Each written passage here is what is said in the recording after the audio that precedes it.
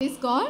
खरंच परमेश्वर महान आहे. तो आपली प्रार्थना ऐकतो. आपल्या या बहिणीची अशी साक्ष आहे. बहीण म्हणती की ते प्रेग्नेंट होते आणि त्यांच्या म्हणजे शरीरामध्ये खूप गोष्टींची कमी होती. बहीण म्हणती की जसं मी डॉक्टरांकडे गेले, डॉक्टर सारखे म्हणायचे तुझ्या अंगामध्ये रक्त नाही, अशक्तपणा आहे आणि हे बाळाला तू ठेवू नकोस, ह्या बाळाचं म्हणजे गर्भपात कर. पण बहीण आपली विश्वासू आहे. आपल्या चर्चमध्ये ते विश्वासूपणे येत आहे. त्यांचे मिस्टर येत आहे, आपल्या पास्टरांचं ते वचन ऐकत आहे. आणि बहीण म्हणती की गेल्या म्हणजे त्याच दिवसांमध्ये बहीण आपली पास्टरांकडून त्यांनी प्रार्थना करून घेतली आणि खरंच परमेश्वर इतका महान आहे. जसं आपल्या पास्टरांनी आपल्या बहिणीसाठी प्रार्थना केली आणि तिला सांगितलं की तुझं बाळ अगदीच चांगलं राहणार आहे, त्याला तू जन्म देऊ शकती. आणि खरंच परमेश्वर इतका चांगला आहे. बहिणीने आपल्या पास्टरांचं म्हणणं ऐकलं आणि जसं पास्टरांनी प्रार्थना केली की तुझ्या डिलेव्हरीमध्ये कोणतीच अडचण येणार नाही